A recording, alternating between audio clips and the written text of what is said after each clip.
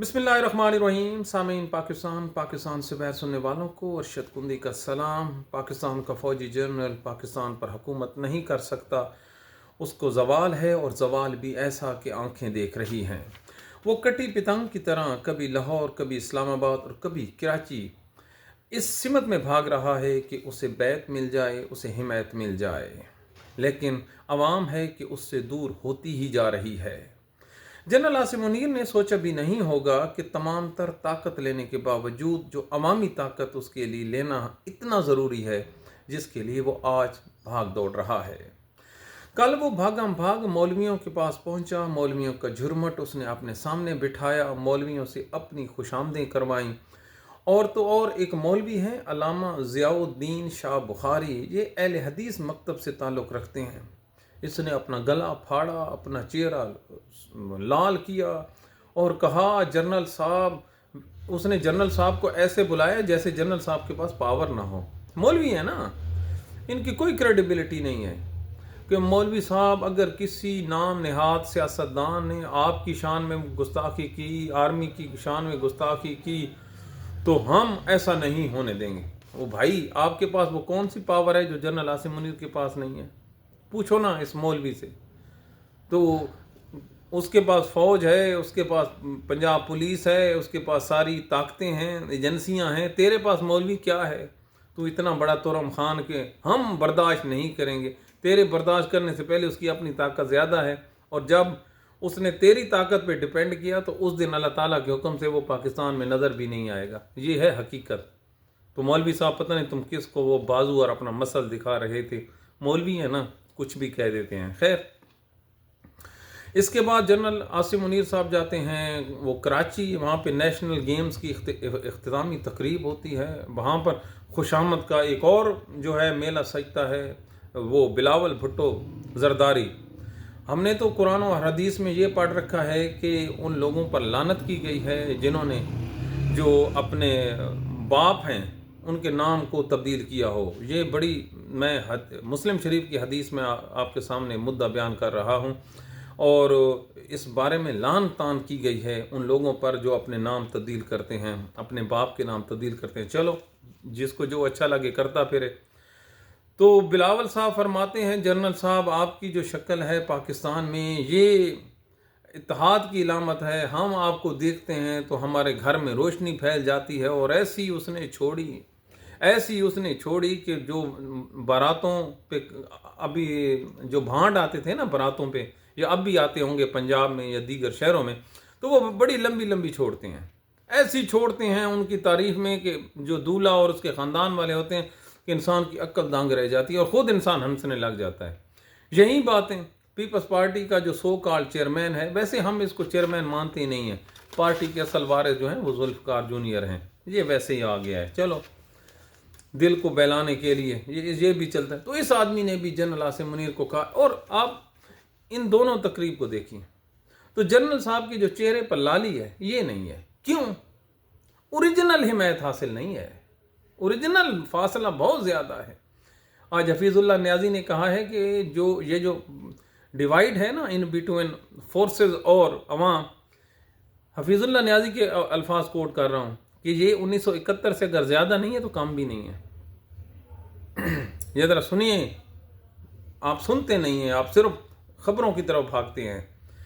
अच्छा, इसके बाद आप देखिए, एक हमारे जो वज़ीर आर्मी चीफ हैं, इनका एक हीरा है, वो हीरा है जनाब शहबाज शरीफ का। कुर्बान जाऊं ऐसी माओं पर जिन्होंने इस किस्म के बच्चे पैदा किए हैं, जोकर टाइप। हो पाकिस्तान का वज़ीर आज़म, दुनिया की 7वीं एटमी पावर हो, 25 करोड़ लोगों का वो नुमाइंदा हो, और 40 मिनट तक उसको इंतज़ार करवाया जाए, तो बंदा क्यों ना इन लोगों पे लानत भेजे? क्यों ना भेजे? क्या लानत हमने घर में संभालने के लिए रखी है? इससे ज़्यादा इंसल्ट क्या नेशन की कोई करवा सकता है? जितनी बेइज्जती शहबाज शरीफ ने इस पाकिस्तान की करवाई है, और दरअसल ये कसूर उनका है जो इस जोकर को लाए हैं। यार 40, अच्छा वो पाकिस्तान में तो इन लोगों के देखने वाले होते हैं हालात, وہ عطا تارڑ بھی بیٹھا ہے جی ٹانگ پہ ٹانگ رکھ کے بیزتوں کی طرح، وہ اسحاق ڈار بھی بیٹھا ہے، وزیر اعظم بھی اور پھر کیا ہوتا ہے، ایک آدمی اٹھتا ہے، انہوں نے کہا ادھر کسی نے نہیں آنا، آپ ویسے ہی غلط بیٹھے ہیں۔ جس طرح آپ کسی بارات میں جائیں نا تو کسی جگہ پہ اصل مہمان بیٹھے ہوتے ہیں، کسی جگہ پہ ہمارے جیسے بیٹھے ہوتے ہیں، تو جو وی آئی پی ہوتے ہیں ان کے لیے علیحدہ پنڈال ہوتا ہے، علیحدہ ہال ہوتا ہے۔ تو انہوں نے اس کو کان میں آ کے کہا حضور آپ جس جگہ پہ بیٹھے ہیں ادھر کسی نے نہیں آنا، آپ آدھا گھنٹہ اور ہی بیٹھ جائیں۔ لہٰذا ان کو ایک آدمی پکڑتا ہے اور اس کو پھر بھگا کے لے جاتے ہیں، اور وہاں پر جو سیکورٹی والے ہیں وہ ترکش اور جو روس والے، وہ سن کے حیران رہ جاتے ہیں کہ یار یہ آدمی کیا بلا آ گئے، اور پھر زبردستی گھس جاتا ہے۔ اس جگہ پر ملاقات کے لیے نہیں آیا، اور پاکستان کا میڈیا پی ٹی وی کیا کہہ رہا ہے، پاکستان کی شان بڑھ گئی۔ بالکل پاکستان کی شان بڑھی ہے۔ ان کو پاکستان کی انسلٹ کیا ہوتی ہے؟ انسلٹ ہوتی ہے یہ جو شہباز شریف نے کیا کہ ایک دیار غیر میں، اب انڈیا کا میڈیا اٹھائیں، رشیا کا میڈیا اٹھائیں تو وہ ہنس بھی رہے ہیں اور لان تان بھی کر رہے ہیں۔ پاکستان کا سوشل میڈیا اٹھائیں، وہ بھی یہی کام کر رہا ہے، اور پاکستان کا جو میڈیا ہے وہ کیا کر رہا ہے، وہ کہہ رہا ہے پاکستان کا امیج بہتر ہو۔ کیا بات ہے پاکستان کے امیج کی! پاکستان کا امیج نہ ہوا پتنگ ہو گئی، جو ہر روز ڈھیل دینے پہ اوپر چڑھ جاتی ہے، پھر اس کو ایسے ایسے کرو تو پھر وہ اپنے مزے میں آ جاتی ہے۔ تو یہ پاکستان ہے۔ جنرل عاصم منیر صاحب 3.5 سال آپ نے حکومت کر لی ہے، آپ بے شک اور بھی حکومت کر لیں، آپ کے پاس پاور ہے نا۔ ان ہیروں کے ساتھ، یہ شریف خاندان کے ساتھ اور زرداری کے ساتھ، خدا کی قسم آپ کی عزت میں اضافہ نہیں ہو سکتا۔ آپ بے شک صبح اٹھیں لاہور کی سڑکوں پر، کراچی اور کوئٹہ کی سڑکوں پر، آپ دودھ اور شہد کی نہریں چلا دیں، لوگ آئیں کھائیں پئیں مزہ کریں، پھر بھی لوگ شریف خاندان اور زرداری خاندان کو عزت نہیں دیں گے۔ اگر انہوں نے عزت دینی ہوتی نا تو 8 فروری کو عزت دے چکے ہوتے۔ ریجیکٹڈ، قابل نفرت لوگ، قابل نفرت خاندان، اور آپ کی ایجنسیوں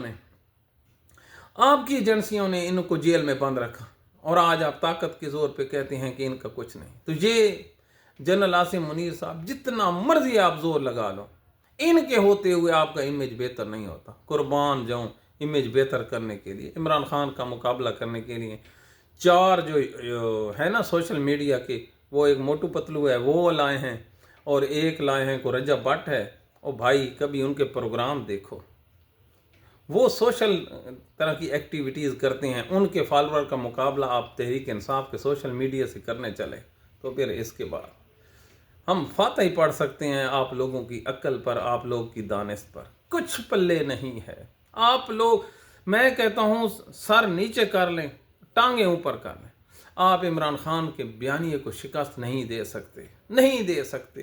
اس کے پاس اب کھونے کو ہے ہی کچھ نہیں، اور عوام کے پاس عمران خان کو دینے کے لیے وقت ہی وقت ہے۔ وہ لوگ اس پہ اپنا دل نچھاور کر چکے ہیں، جان نچھاور کر چکے ہیں، وہ اس سے ان کی جو محبت ہے وہ لامتناہی سلسلے میں شروع ہو گئی ہے۔ بالکل عوام میں جو عمران خان کا جادو ہے وہ سر چڑھ کر بول رہا ہے، اور ان کے لیے صرف یہی بچی ہے لان تان، صبح بھی لان تان، دوپہر بھی اور شام کو، جیسے ڈاکٹر نسخہ لکھتا ہے نا صبح دوپہر شام، ان کے لیے ان کی جو تصویریں ہیں جو انہوں نے اب ہٹا لی ہیں، کسی نے اچھا مشورہ دیا اور انہوں نے پہلی دفعہ کیا۔ اور قربان جاؤں پاکستان کے وہ سابقہ نیلسن منڈیلا پہ، وہ قائد اعظم ثانی نواز شریف، دیکھیں بے شرموں کو شرم ہی نہیں آتی کہ وہ کہتا ہے کہ فضا اچھی جا رہی ہے، پارٹی ٹکٹ کے لیے آئیں گے، ڈوب مرو۔ 2/3 اکثریت ہے آپ کی اسمبلی میں، اور اب کہہ رہے ہو فضا اچھی ہے۔ پاکستانیوں لعنت کیوں نہیں بھیجتے؟ میں آپ لوگوں سے بڑا ہی عجیب، میں آپ سے تنگ ہوں کہ کتنی بڑی شکست ہے جو نواز شریف نے کہی، آپ پڑھتے کیوں نہیں ہیں؟ کہتا ہے کہ اب فضا اچھی ہے، اب ہمیں رزلٹ اچھے ملیں گے۔ او احمق آدمی، اسمبلی میں 2/3 اکثریت ہے، اس کا مطلب اسے پتہ ہی نہیں ہے۔ پہلے وہ جنرل صاحب کی تھی، سزا تو ملی ہے نا فیض حمید کو، لیکن مداخلت ادھر ہوئی تھی 8 فروری کے الیکشن میں۔ لیکن کیوں؟ اب تک وہ اقتدار میں بیٹھے ہیں تو سب بلے بلے، لیکن جنرل عاصم منیر کو ایک بات ضرور سوچنی چاہیے پاکستانیوں، کہ جب وقت بدلتا ہے تو پھر تبرہ ہوتا ہے۔ آج وہ حبیب اکرم نے کیا خوبصورت ویلا کیا ہے کہ جب اس کا ٹائم تھا جنرل فیض حمید کا تو لوگ لائنوں میں لگے ہوتے، اور جو اس کی گڈ بک میں جرنلسٹ تھے آج وہ اس پہ لعنت کر رہے ہیں۔ کتنے تو اس سے سبق کیا ملا کہ آج کے جو موجودہ چیمپئن بنے ہوئے ہیں، جو پاورفل بیٹھے ہوئے ہیں، ان لوگوں کو کی بھی اس وقت تک عزت اور تکریم ہے جب تک ان کے ہاتھ میں پاور ہے۔ جیسے ہی یہ پاور ختم ہوں گی، یہیں منی فروغ ورگے لوگ، یہیں آسما شرازی ورگے لوگ، اور یہیں جو پاکستان کے ٹیلی ویژن ہے جیسے جنرل باجوہ پہ دوڑتے ہیں نا، یار جنرل باجوہ کو کوئی کمال کی بےزتی کر رہے ہیں، اتنی بےزتی، اور ہر ایرا غیرہ اس پہ اٹیک کر رہا ہے۔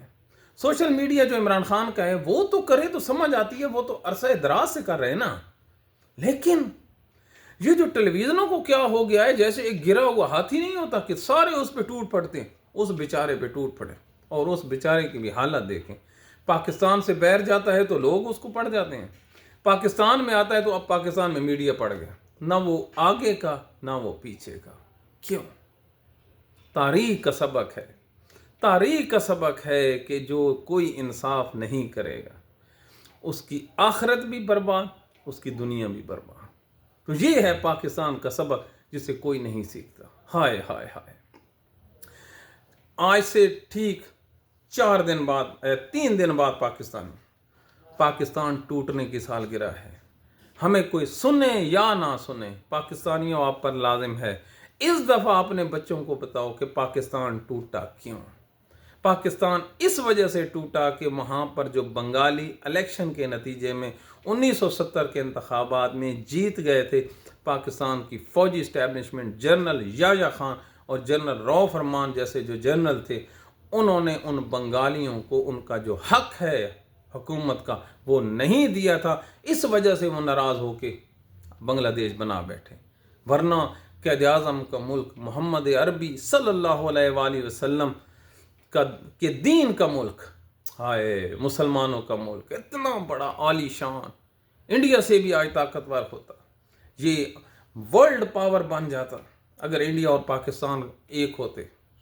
نہ ان کا کوئی اکانومی میں مقابلہ ہوتا، نہ ان کی آبادی میں مقابلہ ہوتا، نہ ان کی پاور میں مقابلہ، لیکن محض اس وقت کی جو فوجی اسٹیبلشمنٹ تھی اس کے بدترین اور گندے فیصلوں کی وجہ سے وہ پاکستان ٹوٹ گیا۔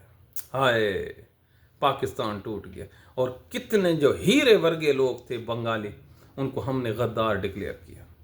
وہ اتنے بیچارے اتنے فیڈ اپ ہوئے کہ وہ اپنے گھروں کو تالا لگا کر جنگلوں میں چلے گئے۔ کیوں؟ پیچھے سے۔ اور پھر انہوں نے ضمنی انتخابات کروائے۔ کیا بات ہے، وہ پاکستانیوں بولتے ہی کچھ نہ ہو۔ تو یہ پاکستان کے حالات ہیں، اب بھی وقت ہے۔ آخر میں عمران خان کو جو انہوں نے قید تنہائی میں رکھا ہوا ہے، آج اقوام متحدہ اور جو یورپین یونین انسانی حقوق کے ہیں وہ لوگ بول پڑے ہیں۔ پاکستانیوں آپ نہ بولو، آپ کی زبان پہ نا یہ ابلے ہوئے ہیں۔ آپ سرائکی میں کہتے ہیں زبان پہ چھالے، آپ کی زبان پہ چھالے، آپ نے نہیں بولنا، نہ آپ کا ایمان خطرے میں پڑ جائے گا۔ ان گوروں نے کہا ہے جو جن کا مذہب بھی دوسرا ہے کہ ہو ہی نہیں سکتا دنیا میں کہ کسی شخص کو 14 دن سے زیادہ قید تنہائی میں رکھا جائے، اور عمران خان کو مسلسل قید تنہائی۔ اور آج میں ایک ریسرچ پڑھ رہا تھا کہ اگر کسی کو 14 دن سے زیادہ قید تنہائی میں رکھا جائے تو وہ انسان نفسیاتی مریض بن جاتا ہے۔ اس کا یہ جو سسٹم ہے یہ گھوم جاتا ہے کہ جس شخص کو 14 دنوں تک نہ کسی انسان کا پتہ ہو، نہ اس کی کوئی ملاقات ہو، نہ وکیل سے آمدن ہو، نہ کسی کے ڈاکٹر ہوں، کسی کی اس کی آمد کے بارے میں اس کو نہ پتہ ہو، تو وہ اس کا دماغ جو ہے وہ موف ہو جاتا ہے۔ لیکن اللہ اکبر، اللہ اکبر، عمران خان کتنے دنوں سے اس قید تنہائی میں پڑا ہے، لیکن اللہ تعالیٰ نے اسے استقامت دی ہے۔ واللہ بے شک اللہ تعالیٰ جس کو چاہتا ہے ہمت دیتا ہے۔